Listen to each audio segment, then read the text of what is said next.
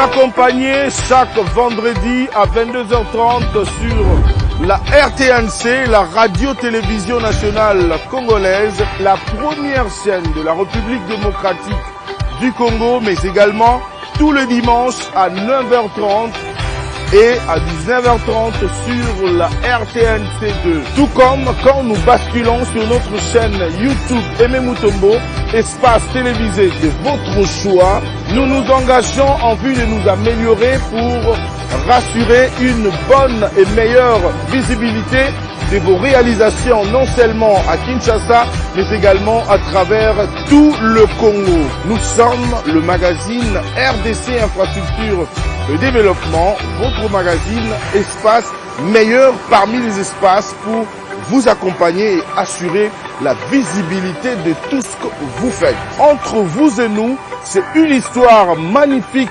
d'amour et de confiance, encore et toujours avec vous. Bonne année 2021 à vous toutes et à vous tous.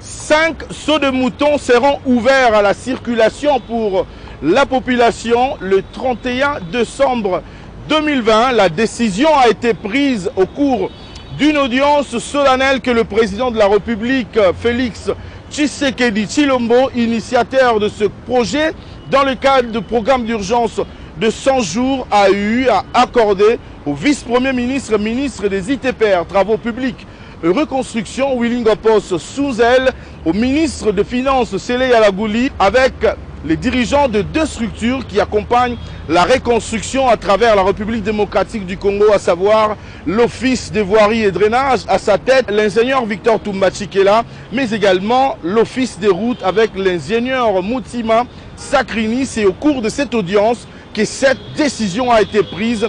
Mesdames et messieurs, c'est dans quelques jours, la semaine prochaine, tous ces ouvrages seront ouverts à la circulation pour la population en vue de réduire les embouteillages enregistrés à travers la République démocratique du Congo. Est-il possible à la RDC d'atteindre 15 milliards de dollars américains dans le cadre de son budget annuel? La réponse est oui. La République démocratique du Congo peut aller même au-delà des 15 milliards de dollars américains. Question juste de mettre fin au coulage des recettes. La confirmation a été faite par Dieudonné Fikiri, sénateur, membre de l'ECOFIN, qui a eu à répondre à quelques questions et analyser quelques grandes réalisations qui ont marqué l'année 2020. Vous le suivrez au cours de ces magazines. La République démocratique du Congo, parce qu'on parle de la RDC, vient de réintégrer l'AGOA.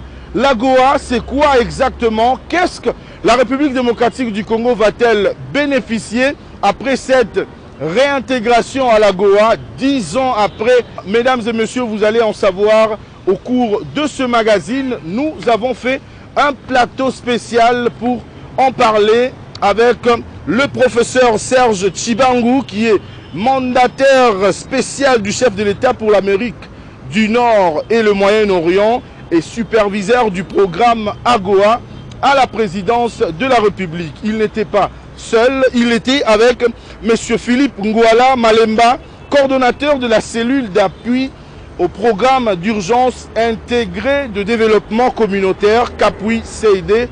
Enfin, avec Mme Cécile Rebecca Meta, coordonnatrice de l'Agence pour la prévention et la lutte contre la traite des personnes PAPLTP. Mesdames et messieurs, bienvenue à toutes et à tous à votre magazine, le tout dernier de l'année 2020. Voici comment se présente le menu de notre magazine. Je vous souhaite bienvenue et nous vous disons d'entrée de jeu, merci de nous avoir accompagnés durant toute l'année, depuis le mois de janvier jusqu'à ce jour où nous sommes arrivés au tout dernier numéro de l'année 2020. Il y a une grande rétrospective qui est en train de se préparer pour vous faire revivre toutes les réalisations qui ont marqué l'année 2020 en termes d'infrastructure, en termes du développement. Mesdames et messieurs, bienvenue à toutes et à tous encore une fois à votre magazine RDC Infrastructure et Développement. C'est confirmé le 31 décembre 2020, c'est la date prévue pour l'ouverture de 5 sauts de moutons. Il s'agit de quels sauts de moutons exactement et réellement, mesdames et messieurs, je vous laisse découvrir l'audience que le chef de l'État a accordée à une délégation de 4 personnes, à savoir le vice-premier ministre, ministre des ITPR, le ministre des Finances, le DG de l'Office des voiries et drainages et celui de l'Office des routes. Mesdames et messieurs, c'était le vendredi dernier. Je vous laisse à présent revivre ce qu'a été cette audience et le nombre de sauts de moutons avec exactitude de la bouche du vice-premier ministre, ministre des ITPR, Willing Opos.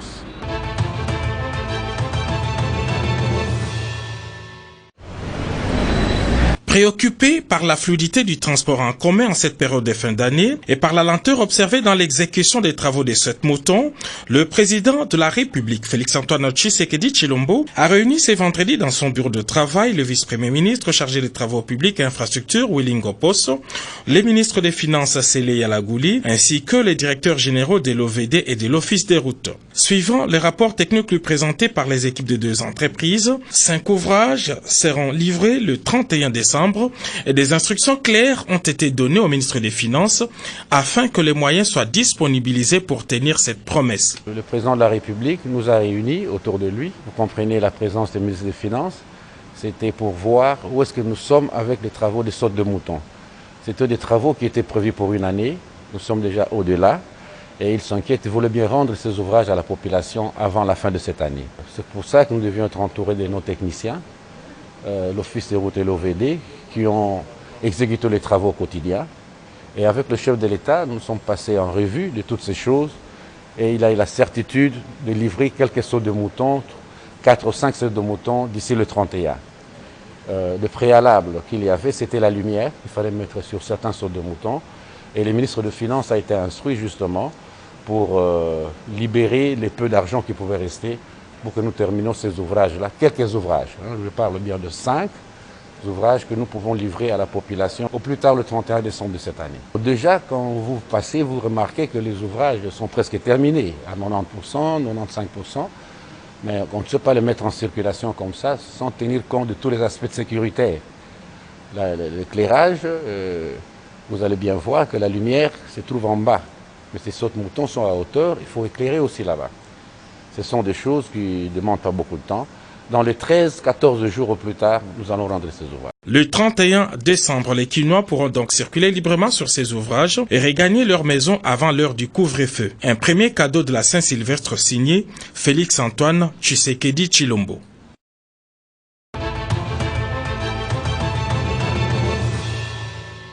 La République démocratique du Congo peut atteindre plus de 15 milliards dans le cadre de son budget annuel. C'est juste question de mettre fin au coulage des recettes. La confirmation de Dieudonné Fikiri lors d'une interview qu'il nous a accordée dans sa résidence. Il est sénateur et membre de la commission ECOFIN. Mesdames et messieurs, je vous laisse à présent découvrir l'intégralité de cette interview que Dieudonné Fikiri Alimassi nous a accordée. Messieurs les sénateurs, bienvenue. Merci d'avoir accepté de répondre à notre invitation. D'entrée de jeu, nous sommes à quelques jours, je dirais même à une semaine, pour clôturer cette année 2020. Qu'est-ce qui vous a marqué parmi les réalisations dans tous les secteurs? Si vous pouvez faire une brève lecture en République démocratique du Congo. Ben écoutez, je pense que le secteur le plus dominant en 2020, ça ne peut être que le secteur politique, parce que c'est la politique qui traîne tout le reste dans tous les cas. Et moi, je retiens que il y a des efforts qui ont été faits au courant de cette année qui visent le retour aux fondamentaux dans tous les domaines de la vie. Parce qu'au fait, nous avons connu beaucoup de détérioration dans tous les secteurs de la vie, et je vois que sur le plan politique, il y a des gros efforts qui sont faits, en dépit de quelques couacs qu'on observe, mais il y a quand même beaucoup d'efforts qui sont faits dans l'objectif de retourner vers les fondamentaux dans tous les domaines de la vie nationale. Alors, par là, je peux illustrer, par exemple, le divorce FCC-Cash sur le plan politique. Je pense que c'est un élément ou un événement qui a marqué toute la population congolaise, parce que la nation congolaise, dès le départ, était opposée à ce mariage-là. Ça, nous l'avons remarqué tous. Vous aussi parfaitement, je sens que personnellement, vous étiez aussi dans cette logique. Je pense que cela rejoint justement l'objectif de notre parti politique, le Front nationaliste pour la solidarité et le développement, parce que depuis tout le temps, nous nous posons des questions, pour quelles raisons une nation comme la nôtre, avec tout ce que nous regorgeons comme ressources, que la population patauge dans la misère comme on le vit et on continue à le vivre jusqu'à aujourd'hui. Donc logiquement, nous avons dit, il y a un paradigme de gestion qui s'installe et qu'il était nécessaire que nous puissions quand même procéder à une autre vision qui changerait ces paradigmes. Le budget 2021 évalué à 7 milliards. Pourquoi 7 milliards? Pourquoi cette régression? Je voulais dire, pendant que l'année passée, on avait proposé 10 milliards. C'est vrai qu'il y a la Covid qui a secoué un peu. Mais par rapport à ces budgets-là, vous êtes parmi les 11 sénateurs qui ont voté non par rapport à ces budgets. Pouvons-nous savoir pourquoi? Et expliquez-nous pourquoi cette régression de 10 à 7 milliards? Bonne question. D'abord, grosso modo, si on doit y aller en termes de taux budgétaire, retenu dans les cadres macroéconomiques, le budget tourne autour de 6,5 milliards, pas 7 milliards. 6,5 milliards. À peu près 7 milliards, on peut dire. Ben écoutez, oui, bon, si on arrondit, là on force un peu l'arrondissement, parce que si on était à 6,8, bon, on peut dire on va à 7. On est à 6,5, mais c'est vrai, bon, on peut forcer, on dit bon, 7 milliards. Mais ce n'est pas faux dans la réalité, et je vais m'expliquer. C'est votre domaine. Je vais m'expliquer. Voilà. Donc, les 6,5 milliards sont constitués d'une part des recettes internes, ça veut dire notre capacité à nous à mobiliser ces recettes, à produire ces recettes-là. Et cette partie-là ne représente que près de 4,5 milliards. Dans l'année. Et que près de 2 milliards, nous attendons ça de nos partenaires extérieurs. La Banque mondiale, la Banque africaine de développement, le FMI non, parce que le FMI intervient dans le domaine de la balance de paiement. Donc ça ne vient pas, ça n'entre pas dans le budget de l'État. Alors, même certains bilatéraux également, ils sont disposés à nous en donner, et le tout nous donne ce montant de près de 2 milliards dont je parle. Ça nous amène à 6,5 milliards. Alors, on pose la question, pourquoi 6,5 milliards alors que l'année passée, nous étions à 10 milliards et quelques, et là, je peux arrondir, on était même presque à 11 milliards. Primo, ce type de budget, c'est des budgets que nous élaborons et nous avons toujours élaboré sur base de nos aspirations et de nos croyances aux réformes que nous mettons en place. Et je viens de vous dire ici que bon, si les réformes produisent, c'est que ça doit retomber dans le budget. Et je viens de vous dire que je situais les cadres dans lesquels se trouvent habituellement nos budgets. Donc on ne constate pas une remontée facile de nos budgets à travers les réformes auxquelles nous croyons. L'année passée, nous avons projeté à 11 milliards en mettant toute une série de réformes et nous croyons à ce que ces réformes portent nos recettes à 11 milliards. D'accord? C'est vrai, il y a eu la Covid qui est intervenue en 2020 à partir de de mars 2020.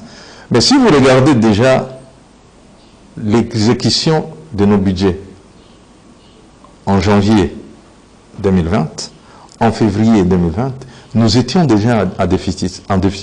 Ça voudrait dire que nos aspirations à réaliser les recettes en janvier et réaliser les recettes en février, ces aspirations n'ont pas été atteintes. Ça voudrait dire que les réformes n'avaient pas produit. Mais là, on peut dire, peut-être que nous étions au début de l'année. Mais là, je me dis, je ne peux pas m'excuser de cette manière-là. Parce que nous étions également en programme avec le Fonds monétaire.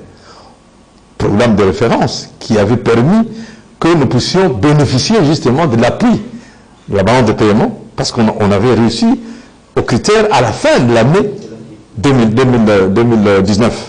Vous comprenez? Donc, logiquement, ces efforts devraient continuer en janvier et février. Mais on constate qu'il y a eu relâchement, alors que dans le budget, nous avons mis les aspirations de réaliser des recettes beaucoup plus importantes que celles qu'on a connues. Malheureusement, ici, on s'excuse aujourd'hui, on a des excuses à présenter. La Covid est intervenue en mars, et malheureusement, la Covid a bousculé les cadres macroéconomiques, parce que les prévisions de la croissance du PIB, qui était de 7,4%, est tombée à moins 1,7%. Donc nous sommes tombés dans une récession économique. Et comme vous le savez, le budget, les recettes sont tirées, représentent une quotité tirée du produit intérieur brut. Comme le produit intérieur brut a chuté, d'accord? Donc les recettes ne pouvaient que chuter. Ça c'est pour parler maintenant de 2020. Le Fonds monétaire qui est avec nous dans le programme, et je viens de vous dire, nos budgets contiennent toujours une part importante de l'extérieur. Le Fonds monétaire analyse la situation, constate que, par exemple, notre dette intérieure croît sensiblement à cause de nos budgets d'aspiration. Et je m'explique. Vous savez, quand vous avez défini un crédit budgétaire au profit d'un service, d'un ministère quelconque, ce ministère lance ses bons d'engagement des dépenses au regard de son crédit budgétaire qui est inscrit dans le budget de l'État. Or, je viens de le dire, nos efforts ne permettent pas d'atteindre ces crédits budgétaires alloués aux différents ministères. Mais dès que le bon d'engagement est lancé, mais ce bon d'engagement arrive à la fin de la chaîne, ça veut dire au moment de paiement, et on constate qu'il n'y a pas, la trésorerie n'est pas là parce que la mobilisation n'a pas suivi. Vous comprenez? Mais cet engagement constitue déjà une dette de l'État. Constitue déjà une dette de l'État parce que c'est entré déjà dans la chose. Les opérateurs économiques, les partenaires de l'État, ont déjà fait, si pas intégralement le travail, peut-être une partie du travail. Et vous arrivez à la fin de l'année avec des arriérés budgétaires. Et tous ces arriérés budgétaires sont versés dans la dette intérieure. Le Fonds monétaire dit, ce n'est pas bon d'aller de cette manière-là. Cette fois, essayez de projeter vos budgets pour que nous puissions vous accompagner. Et ce qui est logique et réaliste. Partez de bonnes réalisations. Ce que vous avez réalisé, et à cela, vous ajoutez la croissance, parce que la croissance appelle une demande de moyens. Vous devez produire pour croître, donc votre masse monétaire va augmenter. Or, l'augmentation de la masse monétaire s'accompagne toujours d'une dose d'inflation.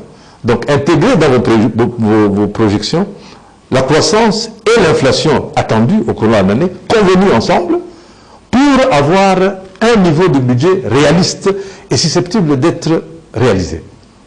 C'est comme ça qu'il y a eu une loi rectificative d'ailleurs pour 2020, question de ramener le niveau de budget au réalisme. de nos capacités de production des recettes. Et c'est pourquoi vous n'avez pas voté, vous faites partie des 11. Bon, ça, c'est pour expliquer pourquoi on a baissé et pourquoi nous sommes arrivés jusque-là. Oui. Maintenant, vous dites que j'ai fait partie des 11. Je suis d'accord, c'est vrai. J'ai voté non. Mais il faut aller dans nos discussions de l'ECOFIN pour comprendre pour quelles raisons j'ai voté non. Nous avons reçu le budget de 2021 venant de la Chambre basse du Parlement. Ce budget est venu avec une prétention donnée. 14 260 milliards de francs congolais. D'accord? Nous retravaillons ce budget. Partant des réalisations en 2020. Réalisations autour du 13 décembre. Parce que nos discussions, nous, à l'ECOFIN, d'ailleurs, vous avez suivi, le vote est le 15. C'est pratiquement le jour où on a, et c'est ce jour où on a, voilà, la couture est intervenue. Le 13, on a eu de discussions avec le ministre des Finances, avec le vice-premier ministre du Budget, avec les différents directeurs généraux de régie financière. Quand vous regardez les prévisions rectifiées de 2020, par exemple, je n'ai plus les chiffres, je n'ai pas les chiffres en tête, mais dans mon orienté, si je regarde, je peux vous le dire. On a projeté par exemple pour la DGI une réalisation de 10 pour toute l'année, donc au 31 décembre.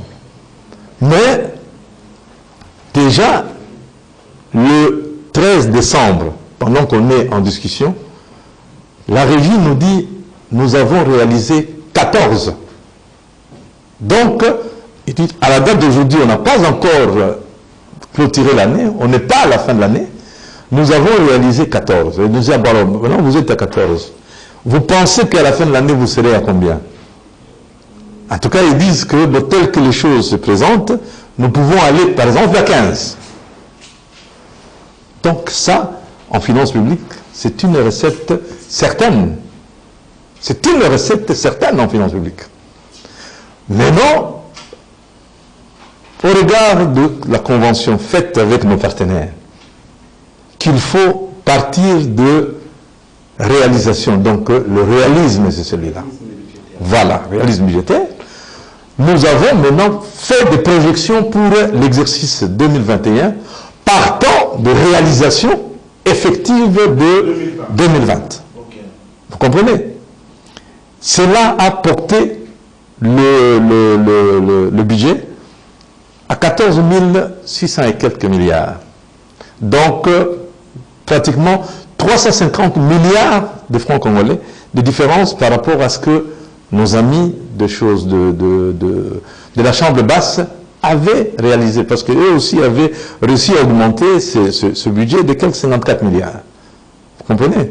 Parce qu'eux ont travaillé avant nous. Mais nous, en travaillant avec le régie, on est allé au-delà.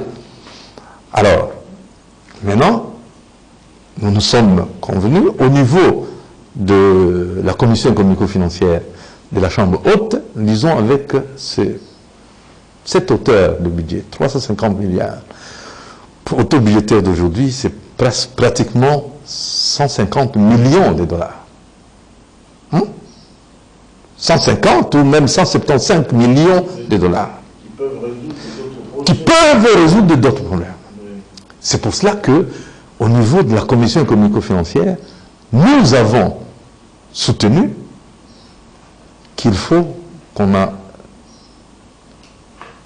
amène cette question au niveau de la commission paritaire.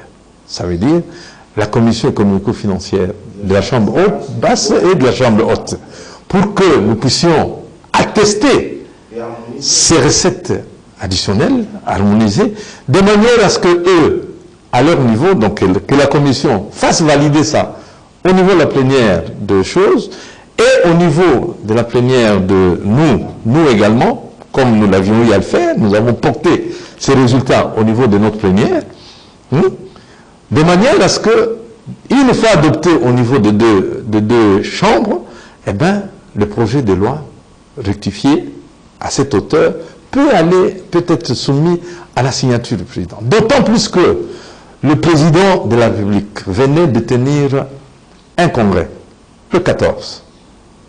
Et si vous suivez le discours du président de la République, il a annoncé ses ambitions, mais il a également stigmatisé un élément essentiel. C'est la mobilisation accrue des ressources pour permettre la réalisation des différentes ambitions.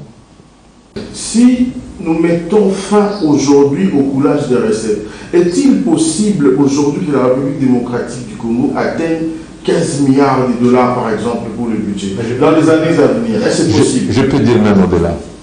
Même au-delà? Je peux vous dire même au-delà. Parce que je vous dis, je vous pose la question.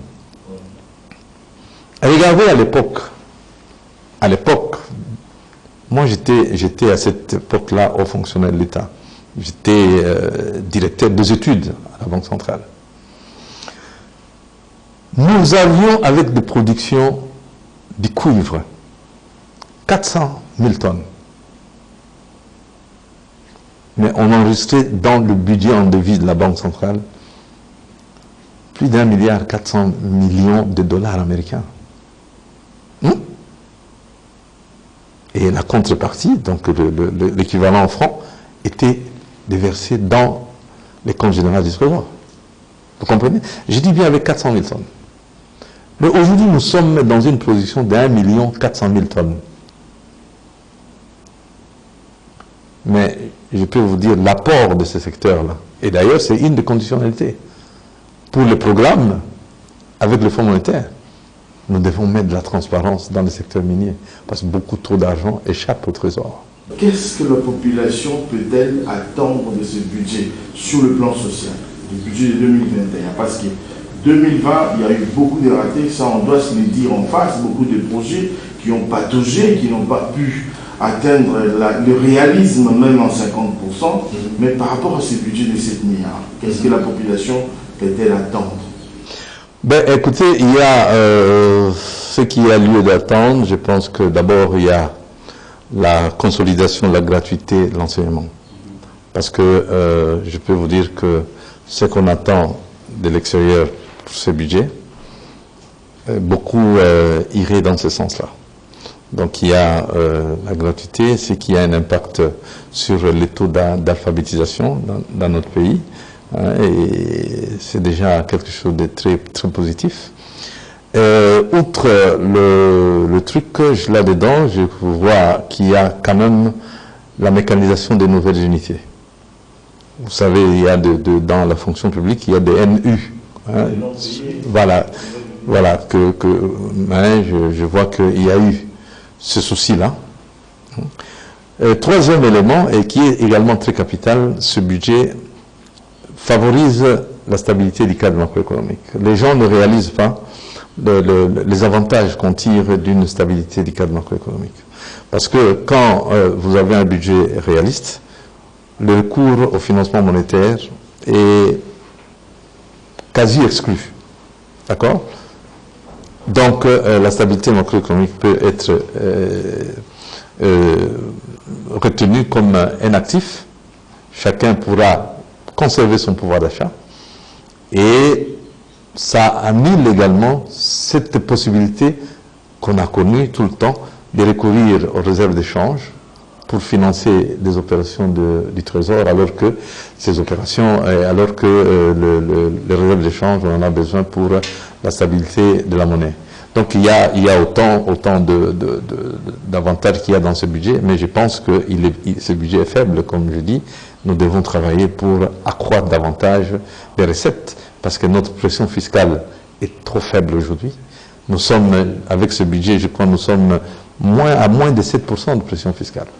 Donc ça voudrait dire que le potentiel fiscal existe, mais ce sont les capacités qui doivent être restructurées, qui doivent être animées, qui doivent être accompagnées pour que cette pression augmente et les recettes puissent également augmenter. Dans le secteur des infrastructures et du développement en République démocratique du Congo, qu'est-ce qui vous a marqué en 2020 et les ratés, par où est-ce qu'on doit commencer? Quelle est la priorité? Écoutez, dans le domaine des infrastructures, hein, parce que le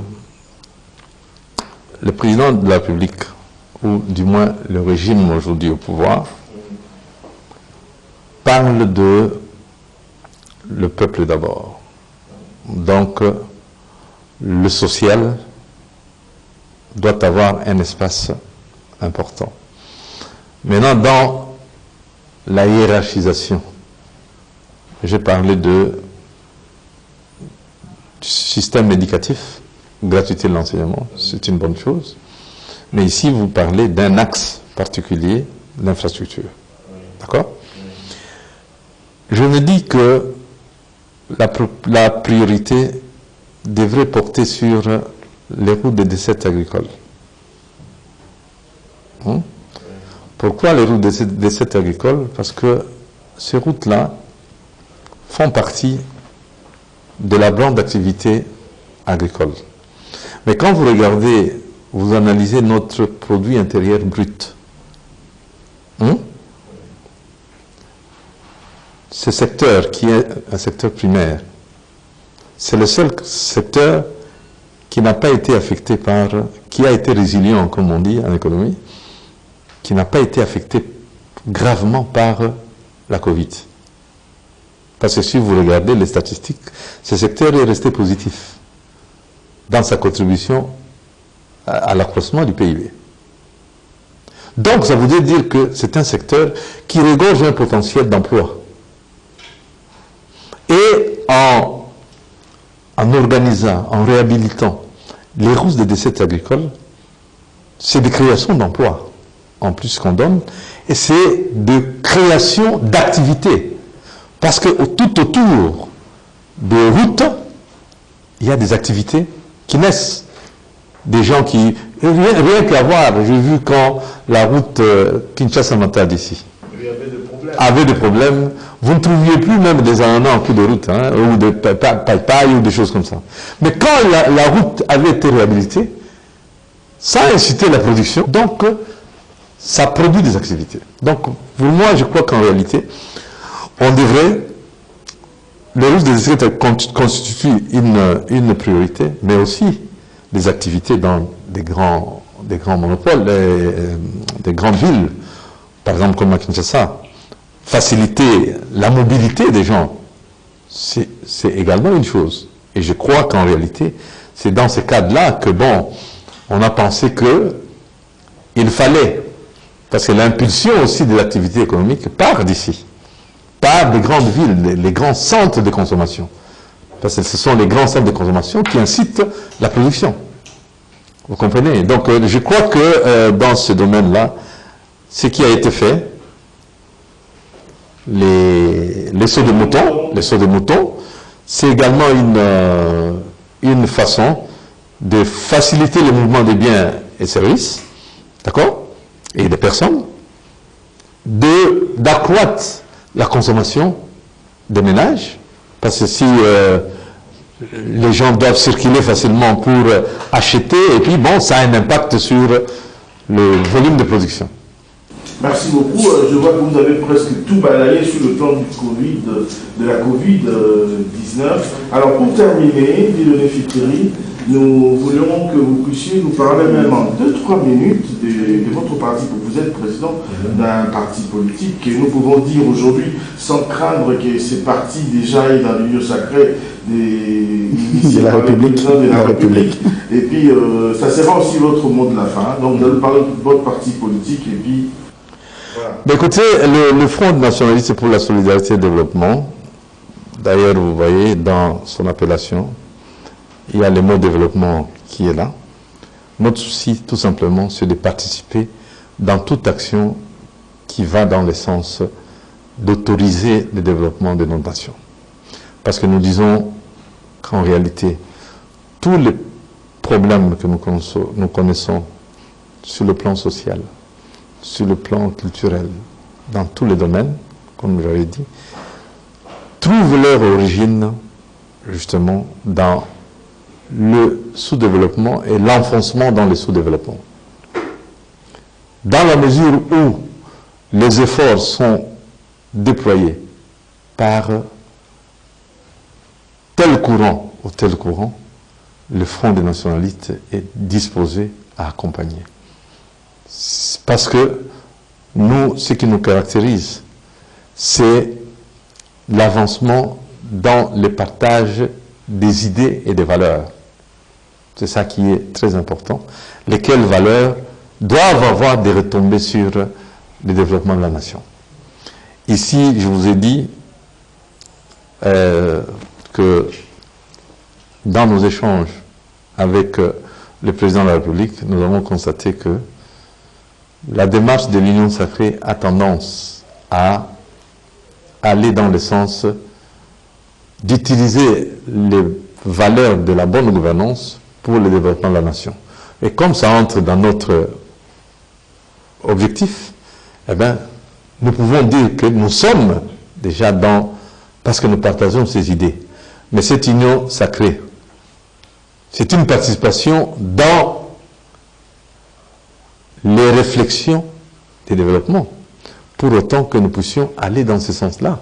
Parce qu'en réalité, si dans les faits, dans les actes, nous dévions par rapport à ça, je pense que bon, il ne faut pas compter sur la présence du Front nationaliste pour la solidarité et le développement, qui est tenté de faire ces petites entrées progressivement sur toute l'étendue du territoire national.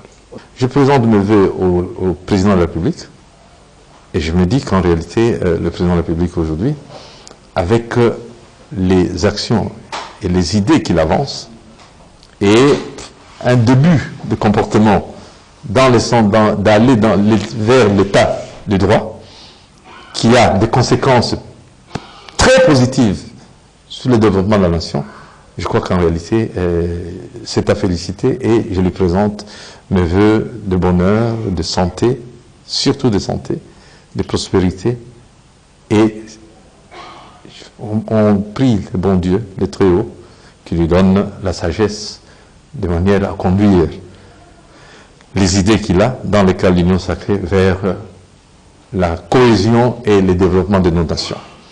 Je donne également, je présente mes vœux à ma famille politique et particulièrement à mon parti politique et aussi le vœu à ma famille biologique qui m'accompagne dans ce combat de tous les jours. Voilà. Et je vous présente à vous-même également le meilleur vœu parce que de nos échanges, certains éléments positifs peuvent être tirés et peut-être exploités pour aider cette nation à aller de l'avant.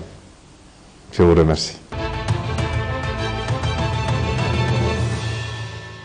Réintégration de la République démocratique du Congo à l'AGOA, plus de 10 ans après être délistée. Qu'est-ce que la République démocratique du Congo va-t-elle bénéficier après cette réintégration? Mesdames et messieurs, pas trop de commentaires. Je vous laisse découvrir les avantages que la République démocratique du Congo va bénéficier. Suivez. Avec ces invités qui sont en face de moi, nous allons essayer de vous décrypter et vous faire voir c'est quoi l'AGOA, quels sont les avantages que la République démocratique du Congo va bénéficier par rapport à cette reprise. Mesdames et messieurs, merci d'avoir choisi la RTNC et votre magazine RDC Infrastructure et Développement. Je commence par vous, professeur, parce que vous êtes le coordonnateur de ce programme AGOA, la présidence de la République. C'est quoi l'AGOA exactement? Parce que les comètes mortels qui nous suivent en ce moment peuvent se poser cette question, comme moi je vous la pose maintenant. Okay. Merci beaucoup, monsieur le journaliste. Oui, AGOA, c'est un programme des États-Unis qui facilite en fait le commerce entre les États-Unis et les pays de l'Afrique subsaharienne, dont la RDC fait partie. Dans ce programme, il est question de faciliter donc les échanges commerciaux, les investissements américains dans ces pays africains, mais aussi le chemin retour est vrai, Ça veut dire que la RDC aujourd'hui est capable d'exporter les produits qui sont en fait de la RDC vers les États-Unis. Et quand on sait que le marché lui-même américain, c'est 300 millions de consommateurs, alors si vous ajoutez les consommateurs congolais eux-mêmes, donc ça veut dire que la RDC est bien partie pour que la population se développe à partir de cette croissance économique que AGOA peut présenter. Alors, l'idée c'est comment nous sommes arrivés à ce que la RDC réintègre. Pourquoi réintègre? Parce que la RDC dans le passé a été dans AGOA. Mais il y a à peu près 10 ans, le président Obama, constatant tout ce qu'il y avait comme abus des droits de l'homme, tout ce qu'il y avait comme difficulté dans la gestion même de notre pays, avait signé donc une ordonnance présidentielle qui bannissait la RDC de ce programme. Maintenant que le président Félix-Antoine Tshisekedi a pris les rênes du pouvoir depuis 2019, les États-Unis d'Amérique, le Congrès qui a voté cette loi, s'est mis à observer les avancées que nous avons connues, notamment avec l'instauration de l'état de droit, notamment la croissance économique, comme j'ai dit. Il y a par exemple tout ce qui est liberté d'expression, la démocratie. Donc tout ceci a permis aux Américains aujourd'hui de réintégrer la RDC. C'est-à-dire elle n'était pas crédible hier, aujourd'hui, avec la nouvelle vision de Félix Tshisekedi à la tête, c'est ce qui a fait qu'aujourd'hui on puisse reprendre la République démocratique du Congo. Tout à fait, c'est bien ça.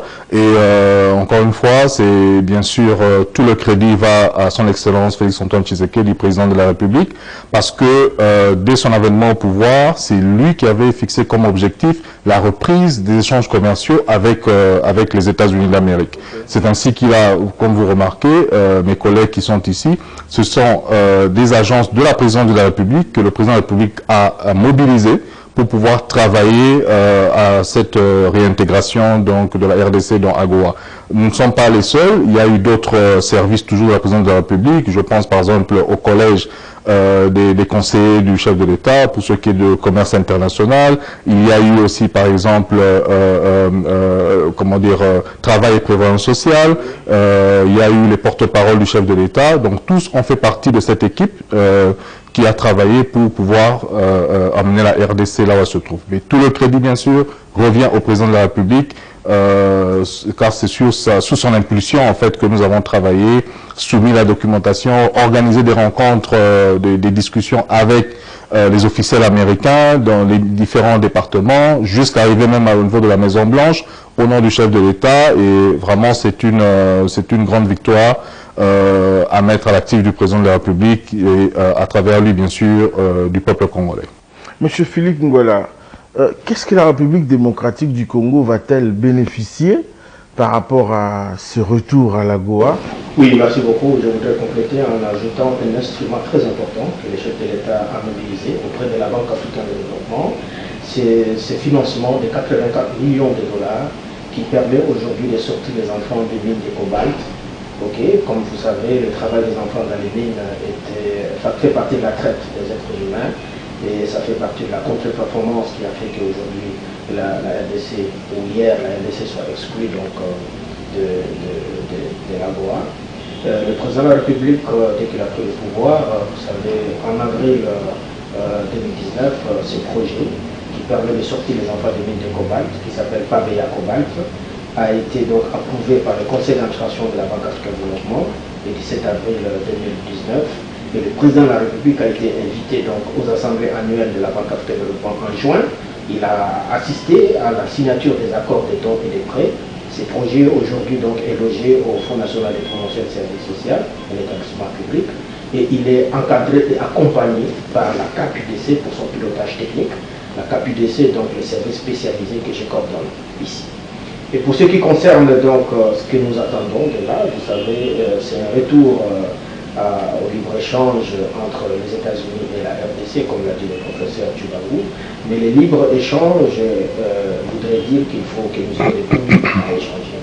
Donc la CAPUDC, qui est le service spécialisé qui s'occupe du programme de développement communautaire, est en train de travailler sur un ensemble de projets qui consistait à pouvoir booster l'industrialisation à la base.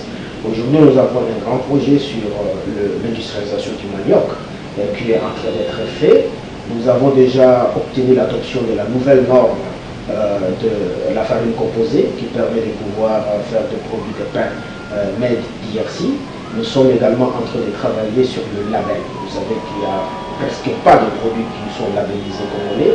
Nous travaillons donc sur l'industrialisation à la base auprès des communautés pour que nous ayons des produits finis issus de la transformation de nos produits à la base. Et également, on va travailler sur le label. On va avoir des produits labellisés congolais très bientôt en 2021 qui pourront être vendus sur le marché national et international en tant que produits congolais et qui pourront être échangés donc avec les États-Unis dans le cadre de ces libres-échanges, de ces accords et de ces retours à l'AGOA.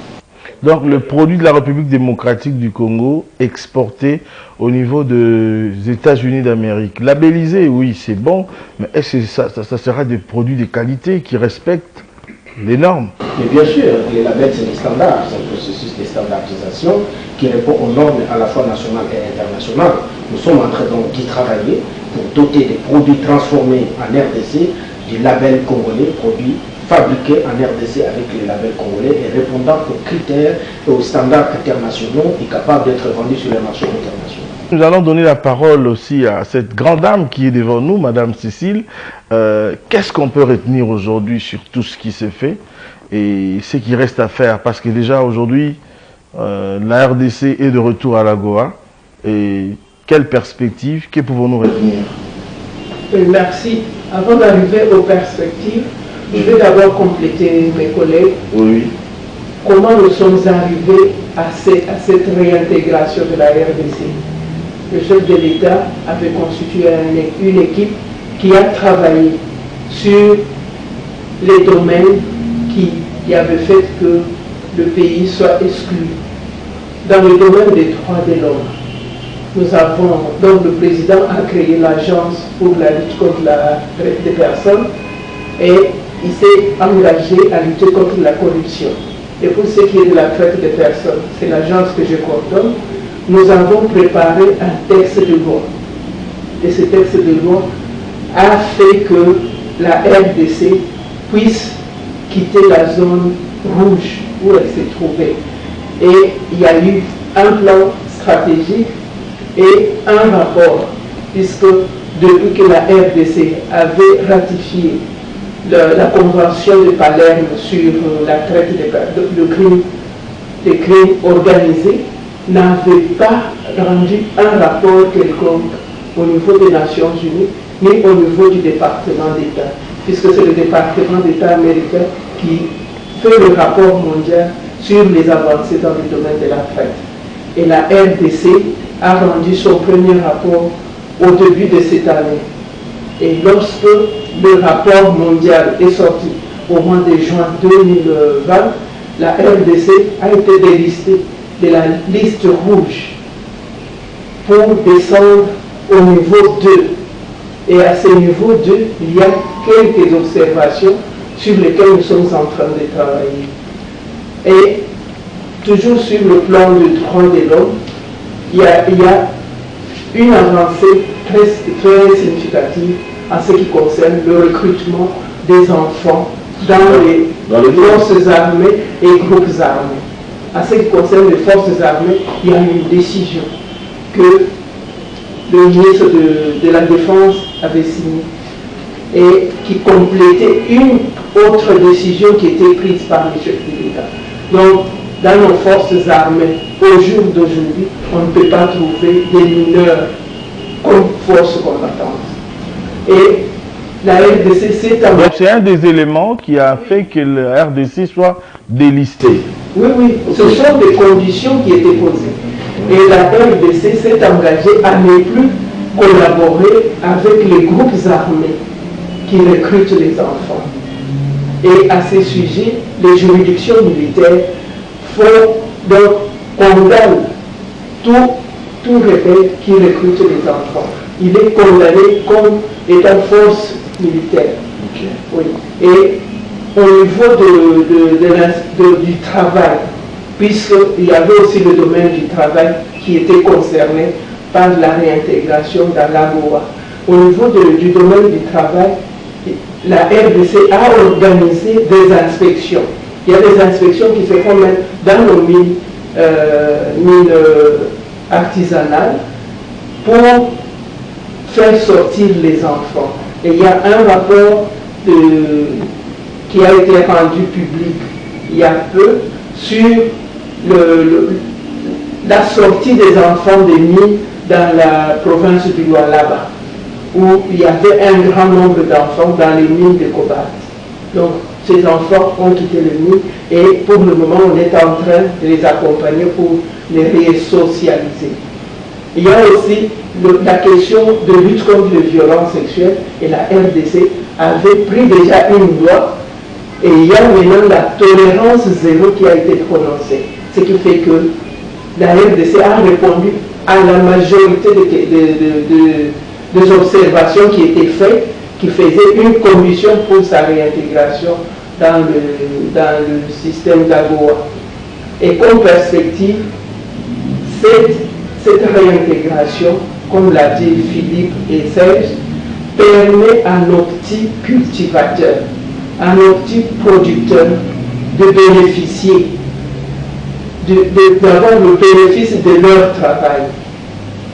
Et lorsqu'on va industrialiser, par exemple, dans le fin fond du pays, prenons comme dans la province orientale, on commence l'industrialisation du café ou du cacao. En ce moment-là, ceux qui le produisent reçoivent le fruit de leur travail et ils peuvent se développer. Ils peuvent envoyer leurs enfants à l'école. Ils peuvent se permettre d'avoir une maison électrifiée avec de l'eau courante. Ils peuvent se permettre certaines choses qu'ils ne pouvaient pas se permettre avant. Donc, cette réintégration va permettre à notre économie d'être boostée. Merci beaucoup, Madame Cécile. Je reviens chez vous, professeur Serge.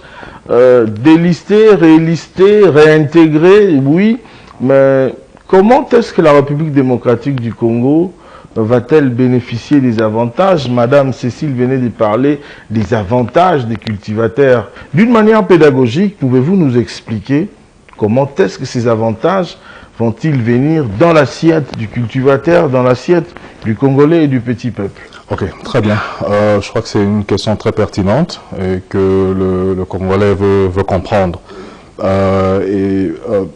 Je répondrai comme ceci. Ce qui s'est passé, un des avantages très considérables de notre réintégration, c'est la suppression des barrières commerciales et même des investissements américains en RDC. Depuis pratiquement plus de 10 ans, on n'a plus reçu un certain nombre d'investissements américains. C'était ça la plus grande barrière. C'est parce que la RDC était bannie de AGOA. Alors, il y a des avantages à cette réintégration. Un avantage concret, c'est ce qu'on appelle il y a un programme américain qu'on appelle le DFC, qui veut dire Development Financial Corporation, qui, lui, est chargé, en fait, de financer l'industrialisation des pays qui se retrouvent dans AGOA. Ça veut dire, on parle aujourd'hui des cultivateurs. Ça peut être de la tomate, ça peut être du piment, par exemple, Ils auront des microfinances. Oui, ils auront un peu d'argent pour renforcer ceux qui sont en train Tout à fait. Pour même élever le standard. Parce que c'est vrai, quand on parle d'exportation, on ne va pas exporter, par exemple, une quantité qui se retrouve juste derrière la maison. Ça veut dire qu'il faudra augmenter les quantités et aussi maintenir ces exportations-là. Vous voyez, parce que le marché est ouvert, mais les Américains nous aident également à augmenter la quantité de production, mais aussi la qualité de production. Vous voyez. Donc ça va directement aux paysans. Et l'avantage avec le DFC, le DFC, je le dis en français, c'est que ça comprend et les investisseurs privés américains et les investissements publics américains à travers l'USAID. Okay? Donc, ça veut dire, finalement, AGOA d'en permet à la RDC de naviguer dans tous les programmes, que ce soit de financement, que ce soit d'investissement, que ce soit même de formation, hein, qui sont destinés aux paysans, qui sont destinés à n'importe quel Congolais qui veut se lancer dans l'entrepreneuriat, qui va permettre l'exportation des produits. Nous parlons des produits agricoles, mais il y a d'autres produits également. Il y a par exemple le textile. Okay? Il y a une condition par exemple qui dit que tout ce qui est cousu localement est qualifié d'office pour l'exportation. Nous avons par exemple les chemises en pagne, les bazins, et même ce que nos grands-mères font, ce qu'on appelle tricoter. Vous voyez? Tricoter. Donc tout ce qui est fait originalement par un Congolais ou une Congolaise est qualifié pour à l'exportation au niveau des États-Unis. Même si ce n'est pas de bonne qualité, parce que vous savez aujourd'hui, excusez-moi de vous interrompre, il y a des réalités. Quand quelqu'un est déjà dans une zone où il y a des trucs de qualité, vous n'allez pas au nom de l'AGOA, au nom de cette réintégration, lui amener par exemple quelque chose qui est de basse qualité. Je ne pense pas, M. Philippe va me contredire par rapport à ce que je dis là. Je ne vais pas couper la parole au professeur Tchoukou, mais il a parlé de la coopération. C'est un partenariat stratégique qui a fait des menaces se mettre en place. Il y avait des barrières, il y avait des limites. Vous savez, maintenant que nous retournons à l'AGOA, et donc ce type d'investissement américain peut venir ici. Il n'a pas seulement parlé d'investissement en termes d'argent, mais aussi en termes de transfert de compétences, d'échange de compétences. Il y a pas mal de produits congolais qui sont prisés par les Américains. Qu'est-ce qu'ils ont fait? C'est qu'avec cet échange de compétences, il est question maintenant de travailler avec nos producteurs, nos transformateurs ici, et les accompagner pour les amener à produire des produits, utilisons la technologie, qui répondent aux standards internationaux, aux standards du commerce international. Parce qu'il y a des standards qui existent, c'est pourquoi nous avons parlé du label. Le label, le Pro-Label RDC, c'est un Pro-Label qui va répondre à des standards internationaux. Et donc ces produits seront des produits de qualité qui pourront être vendus à l'international et bien sûr être échangés dans le cadre d'un libre-échange avec les États-Unis d'Amérique. Il y aura donc une coopération qui va s'accroître ici entre la RDC et les États-Unis. Il y a des investissements qui vont être drainés pour la transformation de produits, comme il a dit, pas seulement des produits agricoles, mais tous les autres produits de plusieurs sortes de produits dans divers domaines donc, des secteurs d'activité. Merci. Merci beaucoup. Je reviens à vous, prof. Vous avez la parole et j'ai donné à M. Philippe. J'ai senti qu'il avait quelque chose qu'il voulait sortir par rapport à cette question.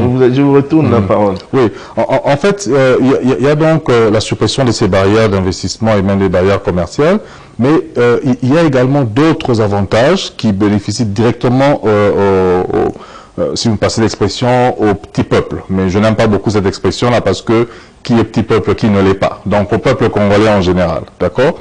Alors, comme j'ai dit, ces investisseurs, surtout privés, par exemple, quand ils viennent, c'est directement traité avec des partenaires. Ok? Et aujourd'hui, même si vous n'êtes que propriétaire de terre, ok, déjà, ça vous qualifie pour entrer en partenariat avec des investisseurs américains qui arrivent ici. La production, par exemple, de jus, on est dans le temps de Covid-19 aujourd'hui, il y a ce jus de gingembre mélangé au citron, mélangé au miel, par exemple, miel naturel, ok, qu'on ne trouve peut-être pas dans d'autres pays. Moi, je connais, j'ai des amis, j'ai des collègues en dehors du pays qui demandent qu'on leur envoie ça. Alors, tout ça, ce sont des produits qui sont simples, que n'importe quel Congolais peut faire, et qui a, parfois ils ont besoin juste d'un peu d'encadrement, et on avance avec ça. Les mines n'en parlent même pas. Vous comprenez, les minerais, je crois que ça, on en a parlé depuis toujours, mes collègues en ont parlé également. Donc, tout ça, ce sont des conditions qui mettent le Congolais à pouvoir bénéficier, qui le mettent dans les conditions de pouvoir bénéficier de ce nouveau programme. Et je sais, le vrai problème a toujours été le financement, ok? Et comme j'ai dit, il y a plusieurs programmes américains en fait qui viennent d'être déverrouillés rien qu'avec notre réintégration. Et je pense que l'idée serait donc de pouvoir encadrer nos populations, peut-être sous forme de coopératives, par exemple, pour pouvoir leur permettre de faire bénéficier aux Américains. Alors, le financement permet également, avant d'arriver à l'industrialisation, même de faire de la semi-industrialisation. Okay? Par exemple, la production du tilapia, du poisson tilapia. Ok, cette production de poisson tilapia, vous trouverez des Américains qui sont prisés par la nourriture qu'on appelle le poisson tilapia. Vous voyez. Alors, il y a comme ça près de 7600 produits, ok, que les Américains veulent recevoir de l'Afrique subsaharienne et particulièrement du Congo. Connaissons que nous sommes un pays béni à tous les niveaux. Et le Congo a tous ces 27 produits. 7600 produits. Et les 7600 produits, la RDC a tous ces produits, on peut le trouver ici en RDC. Je peux vous garantir qu'on a une très grande partie. C'est plus de 70% de tous ces produits. Comme j'ai dit, les mines, les produits du sol, donc l'agriculture, les produits de la pêche, les produits même des fruits, par exemple. Ok, les Américains sont, j'ai parlé du gingembre, les Américains, ils ne jurent que par le gingembre congolais. Vous voyez, le piment congolais, ils ne jurent que par ça. Vous voyez, le café, ok. Il y a le café aujourd'hui. On parlait, oui, bon, le café de Goma, par exemple, bien de l'est du pays, mais avec un peu d'encadrement, le café qui sera produit même à l'Équateur. Le café Kitoko. Oui, oui. Tout ça va bénéficier de nous. Vous voyez. Alors, mais il y a également, il ne faut pas oublier qu'il y a une autre option également, c'est la négociation. Vous voyez, la négociation entre qui et qui? Entre nous, Congolais, et les Américains. Ça veut dire, s'il y a des produits que nous pensons qui n'intéresseraient peut-être pas les Américains, mais que nous savons produire facilement, eh ben, c'est à ça que servent les négociations. Merci beaucoup. Madame Cécile, je reviens à vous. Entre les États-Unis et la République démocratique du Congo, qui va plus bénéficier? Est-ce que ça sera un partenariat gagnant-gagnant, comme on dit 50-50? De toute façon, ça sera un partenariat gagnant-gagnant. Oui. Il faut savoir négocier, comme l'a dit Serge. Il faut savoir négocier. Nous avons l'avantage d'avoir beaucoup de choses que les Américains prisent. Et je pense que si, au moment de la négociation, nous savons démontrer et vanter nos produits, ça sera peut-être que nous pourrons gagner plus que les Américains. Peut-être. Mais c'est gagnant-gagnant. Merci beaucoup. Qu'est-ce qu'on peut retenir aujourd'hui si quelqu'un prenait cette émission en cours, il arrivait à son salon, il le trouvait maintenant, alors ça sera également votre mot de la fin. Je commence par le professeur Serge, je viens par le conseiller Philippe et puis je vais chuter par Maman Cécile. Vous avez la parole. Alors, en 2-3 mots, AGOA, pour le peuple congolais, veut dire opportunité non seulement de création d'emplois, mais aussi et surtout d'entrepreneuriat. C'est arrivé pour booster l'entrepreneuriat des jeunes, l'entrepreneuriat particulièrement des femmes, l'entrepreneuriat des jeunes filles, adultes, qui peuvent entreprendre quelque chose pour pouvoir arriver à satisfaire le besoin du côté américain. Merci beaucoup, professeur. Monsieur Philippe Ngola. Moi, je voudrais pour finir saluer d'abord le leadership du chef de l'État qui a porté à bras le corps ces procédures de retour à la loi, mais également dire à la population, à toutes les couches de la population, parce que moi je coordonne un programme de développement communautaire qui concerne donc les communautés à la base, et nous avons en face de nous une très très grande opportunité de coopération avec les États-Unis d'Amérique dans le cadre de ces partenariats. Nous allons tirer profit de cela grâce au programme que nous sommes en train de mettre en place d'industrialisation à la base, de création d'emplois et de renforcement des compétences des jeunes pour valoriser les métiers dans toutes les filières à grand potentiel de création d'emplois. Nous irons donc coopérer avec les entrepreneurs américains que nous avons amenés ici. Ce sera donc un partenariat gagnant-gagnant. Nous allons drainer des investisseurs américains ici qui viendront dans divers domaines d'activité économique à travers la capitale. Merci beaucoup.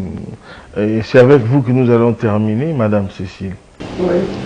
Bon, moi, ce que je vais dire, c'est que c'est l'occasion pour les femmes, et surtout les jeunes filles qui n'ont pas eu la chance d'aller à l'école, d'apprendre un petit métier pour pouvoir bénéficier de ce programme de AGOA.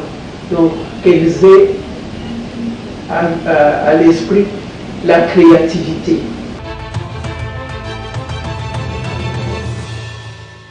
Voilà, ainsi s'achève ce numéro. Mesdames et messieurs, merci infiniment de l'attention particulière que vous nous avez accordée. Merci de votre assistance durant toute l'année 2020. Et nous vous promettons d'améliorer encore davantage la qualité de nos services pour accompagner la visibilité de tout ce que vous faites dans le cadre de notre magazine RDC Infrastructure et Développement. Mesdames et messieurs, encore une fois de plus, bonne année 2021. Bonne année, merci beaucoup.